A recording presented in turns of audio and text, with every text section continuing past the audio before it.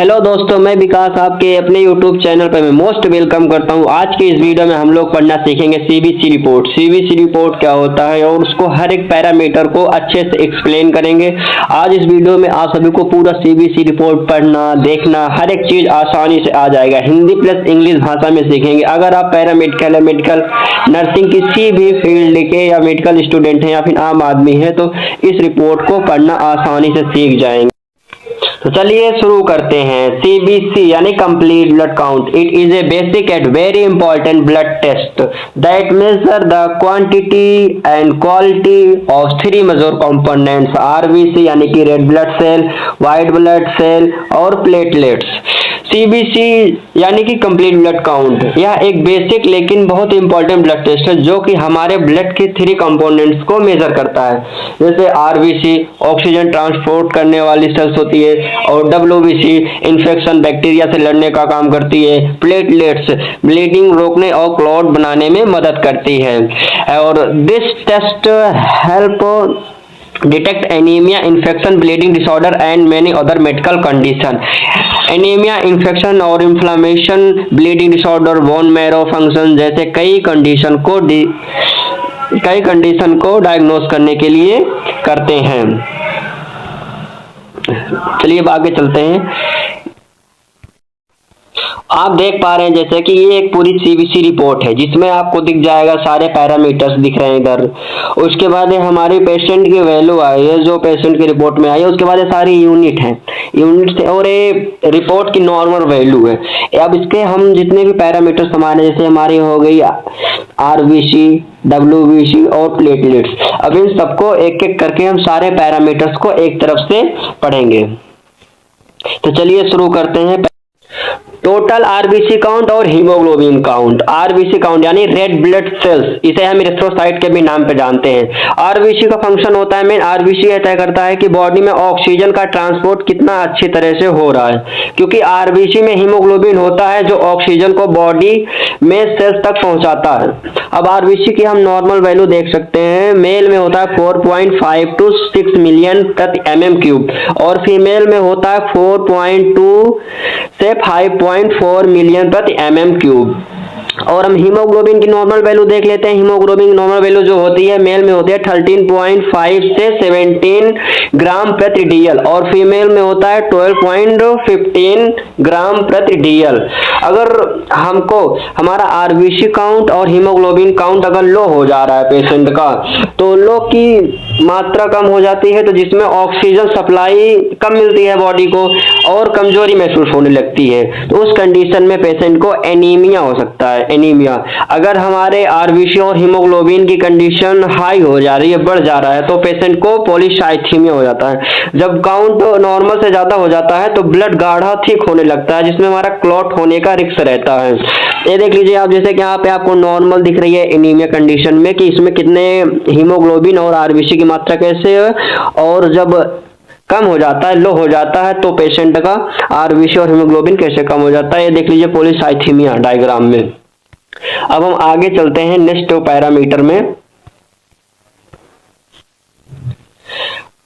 Packed cell volume, इसे हम haematocrit के भी नाम से जानते हैं। ये हमारे आरबीसी के परसेंटेज, टोटल आरबीसी जो है बॉडी में उसके परसेंटेज की वैल्यू को बताता है। इसकी नॉर्मल वैल्यू जो होती है मेल में होती है 14 से 54% और फीमेल में जो होता है 37 से 47%।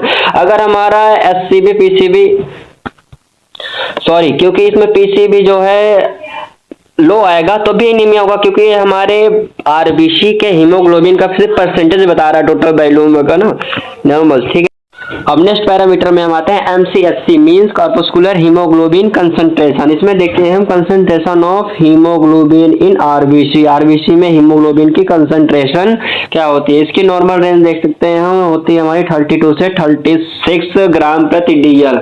अगर हमारा एमसीएचसी लो होता है तो हाइपोक्रोमिक एनीमिया होता है। हाइपोक्रोमिक एनीमिया एक ऐसी स्थिति है जिसमें आरबीसी में हीमोग्लोबिन की मात्रा कम हो जाती है और जिससे कि आरबीसी माइक्रोसाइटिक यानी कि छोटी और पीली दिखने लगती है। जैसे कि आप डायग्राम में देख सकते हैं, हमारी नॉर्मल है और हमारी माइक्रोसाइटिक लो कंडीशन की है। इसमें हमको हल्का पीले कलर दिख रहा है क्योंकि हीमोग्लोबिन जो है आरबीसी के सरफेस पे प्रेजेंट होता है। अगर आरबीसी जो है हमारा रेड कलर होता है सिर्फ हीमोग्लोबिन के कारण। हाई एमसीएससी हेरिडेटरी स्पेरोसाइटोसिस, इस कंडीशन में नॉर्मल शेप की वजह से गोलाकार शेप में आ जाती है हमारी आरबीसी। जैसे कि हमारा ये नॉर्मल शेप है, ये है हमारा स्पेरोसाइटोसिस, ये हमारे एमसीएस की हाई कंडीशन में है।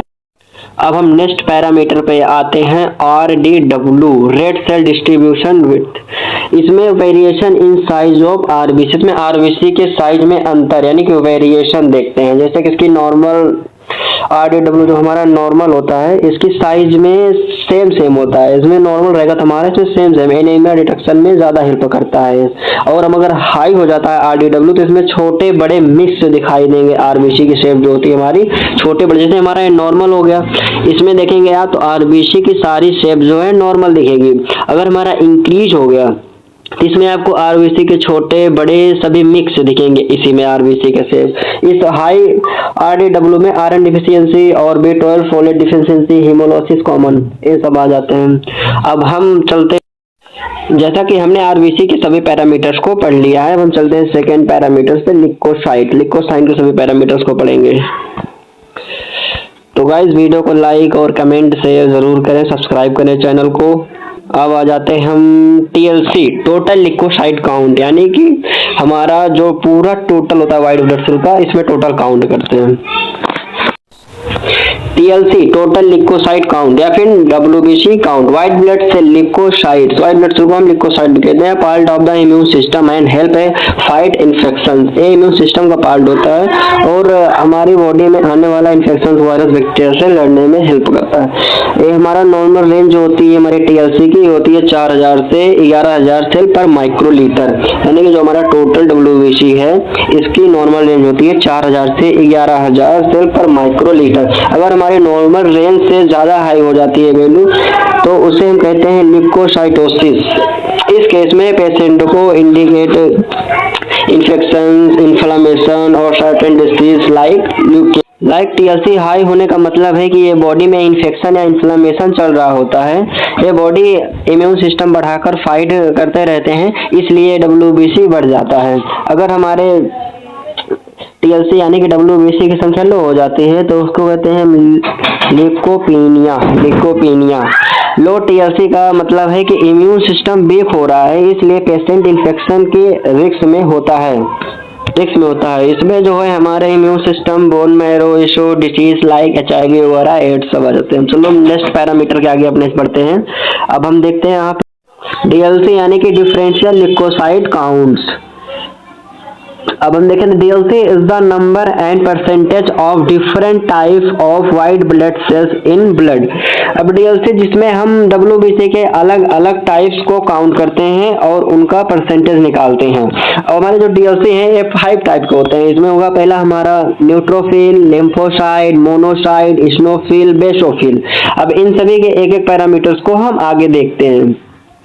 अब जैसे यानी कि न्यूट्रोफिल जो हमारा होता है इसका फंक्शन मेन जो है फंक्शन है बैक्टीरिया इन्फेक्शन से लड़ते हैं, यानी कि ये बॉडी में इन्फेक्शन डिटेक्ट करते ही सबसे पहले अटैक कर देते हैं। और इसकी नॉर्मल वैल्यू जो हमारी होती है 40 से 70% होती है। अगर न्यूट्रोफिल हमारा बढ़ जाता है तो हाई होने के कंसीडर में न्यूट्रोफिल हो जाता है। अगर हमारा न्यूट्रोफिल लो हो जाता है तो उस कंडीशन में न्यूट्रोपीनिया, ठीक है। अगर हमारा हाई है तो उसमें क्या हो सकती है डिसीज, बैक्टीरिया इन्फेक्शन, इन्फ्लामेशन। अगर लो है तो उसमें क्या डिसीज हो सकती है, viral infection, bone marrow suspension. अब हम नेक्स्ट पैरामीटर पे चलते हैं। अब हमारे DLC का सेकंड पैरामीटर जो है इसको बोलते हैं लिम्फोसाइट्स। इसका मेन फंक्शन है कि वायरल इन्फेक्शन और इम्यूनिटी, हमारे इम्यूनिटी को स्ट्रॉन्ग करना। इसकी नॉर्मल रेंज जो होती है 20 से 40%। अगर हमारी नॉर्मल रेंज से हाई हो जाता है लिम्फोसाइट्स, इसको बोलते हैं लिम्फोसाइटोसिस। इस कंडीशन में पेशेंट को viral infection, TB early stage पे और क्रोनिक इन्फेक्शन हो सकता है। अगर हमारा लिम्फोसाइट्स लो हो जाता है तो लो होने पे HIV और एड्स, स्टेरॉइड थेरेपी ये सब देखने को। अब हम अपने नेक्स्ट पैरामीटर पे चलते हैं, मोनोसाइट्स। मोनोसाइट्स जो हमारे होते हैं, हमारे बॉडी के इम्यून डिफेंस का इंपॉर्टेंट हिस्सा होता है, जो कि ये बैक्टीरिया, वायरस और डेड सेल को डिस्ट्रॉय करने में हेल्प करता है और डेड सेल को हटाता है और क्लीनर ऑफ द बॉडी से बोलते हैं। नॉर्मल वैल्यू जिसकी होती है 2 से 10%। अगर हमारा मोनोसाइट्स बढ़ जाता है तो उस कंडीशन में इसको बोलते हैं मोनोसाइटोसिस। इस कंडीशन में पेशेंट को chronic infection, TB, autoimmune disorder, ये सब डिसीज देखने को मिल सकता है। अगर हमारा मोनोसाइट्स लो हो जाता है तो उस कंडीशन में पेशेंट को मोनोसाइटोपिनिया हो जाता है, जिसमें बोन मैरो फेलियर और एप्लास्टिक एनीमिया, ये सब डिसीज पेशेंट के अंदर देखने को मिल सकती है। अब हम अपने नेक्स्ट पैरामीटर पे चलते हैं, स्नोफिल्स जो होते हैं हमारे, इसका मेन फंक्शन होता है allergic reaction and parasitic infection में ये जो है कि बढ़ जाते हैं और ये बॉडी के इन्फ्लेमेशन कंट्रोल करते हैं और ये पैरासाइटिक को डिस्ट्रॉय करने में हेल्प करते हैं। इसकी नॉर्मल रेंज जो होती है 0.1 से 0.6%। अगर हमारा स्नोफिल्स बढ़ जाता है तो उस कंडीशन में पेशेंट को स्नोफिलिया हो जाता है। अब उसमें पेशेंट को allergy, asthma, skin allergy, parasitic infection और ड्रग रिएक्शन, ये सब कंडीशन देखने को मिल जाएगी पेशेंट को। लो स्नोफिल्स जो होता है उसको बोलते हैं लो स्नोपेनिया। इसमें स्ट्रेस हो सकता है, केजिंग सिंड्रोम देखने को मिल सकते हैं पेशेंट को डिजीज। अब हमारा नेक्स्ट पैरामीटर जो है वो हमारा है वेसोफिल जो होता है, इसका मेन फंक्शन होता है कि एलर्जिक रिस्पॉन्स में हिस्टामिन रिलीज करना। इसकी नॉर्मल रेंज जो होती है 0 से 1%। अगर हमारा बेसोफिल हाई हो जाता है तो उस कंडीशन में पेशेंट को वेसोफिलिया हो जाता है, जैसे कि उसमें हाइपोथायरॉइडिज्म या फिर क्रोनिक माइलॉइड ल्यूकीमिया। अगर हमारा पेशेंट का वेसोफिल लो हो जाता है तो उस कंडीशन में पेशेंट को वेसोपीनिया होता है। वेसोपीनिया जब सब देखा जाता है हमारा जैसे प्रेगनेंसी के टाइम या फिर हाइपोथायरॉइडिज्म में। जैसा कि दोस्तों हमने अपने आरबीसी के सारे पैरामीटर्स को कंप्लीट कर लिया और ल्यूकोसाइट्स यानी डब्ल्यूबीसी जो है, इसमें हम टोटल डब्ल्यूबीसी पढ़ लिए और हमारे डीएलसी जो है, डीएलसी के 5 टाइप्स उसको कंप्लीट कर लिए। अब बारी आती है एब्सोल्यूट काउंट की। एब्सोल्यूट डब्ल्यूबीसी काउंट का मतलब ब्लड में प्रेजेंट डब्ल्यूबीसी की एग्जैक्ट टोटल संख्या कितनी है। ये हमारे बॉडी की इम्यून पावर बताते हैं, यानी कि इन्फेक्शन से लड़ने की क्षमता कितनी है। अब हम बढ़ते हैं, नेक्स्ट पैरामीटर हमारे आ जाते हैं प्लेटलेट्स। अब प्लेटलेट से हम स्टार्ट करेंगे। हमारा अगला पैरामीटर जो है प्लेटलेट्स काउंट। प्लेटलेट्स काउंट को हम थ्रोम्बोसाइट्स भी कहते हैं। Platelets are small disc shape blood cell that help in blood clotting में। ये प्लेटलेट्स एक छोटा स्मॉल डिस्क शेप का ब्लड सेल है जो हमारे ब्लड को क्लॉट करने में हेल्प करता है। प्लेटलेट्स हमारे ब्लड में मौजूद छोटे छोटे सेल फ्रेगमेंट होते हैं जिनका मुख्य काम ब्लड को जमाना होता है। जब बॉडी में कहीं कट या चोट लग जाती है, जैसे कि सबसे पहले प्लेटलेट ही सक्रिय होता है और वहीं पर एक जाल जैसा बनाकर ब्लड को रोक देता है। हमारे प्लेटलेट्स की नॉर्मल रेंज जो होती है 1,50,000 से 4,50,000 पर माइक्रोलीटर। अगर हमारे प्लेटलेट्स की नॉर्मल वैल्यू से लो हो जाती है वैल्यू तो उसको बोलते हैं हम थ्रोम्बोसाइटोपेनिया। इस कंडीशन में पेशेंट को इन्फेक्शन, इन्फ्लामेटरी डिसीज या आयरन डिफिशियंसी एनीमिया। अगर पेशेंट की प्लेटलेट्स की वैल्यू हाई हो जाती है तो उस कंडीशन में पेशेंट को हो जाता है थ्रोम्बोसाइटोसिस, जिसमें पेशेंट को viral infection like dengue, bone marrow disorder such as leukaemia और एप्लास्टिक एनीमिया। अब हम नेक्स्ट पैरामीटर पे चलते हैं। MPV mean platelets volume. PV से पता चलता है कि ब्लड में प्लेटलेट्स का औसत साइज कितना है। इसका औसत साइज देखने के लिए अगर हमारा एमपीबी हाई हो जाता है तो बड़े, यंग और सक्रिय प्लेटलेट्स उसमें दिखेंगे। अगर लो हो जाता है प्लेटलेट्स एमपीबी तो इसमें छोटे, पुराने और कम सक्रिय प्लेटलेट्स देखने को मिलेंगे। इसकी नॉर्मल रेंज जो होती है हमारी 7.5 से 11.5 FL। अब देखते हैं हम आगे नेक्स्ट पैरामीटर को। हमारा नेक्स्ट पैरामीटर है प्लेटलेट्स का MCT।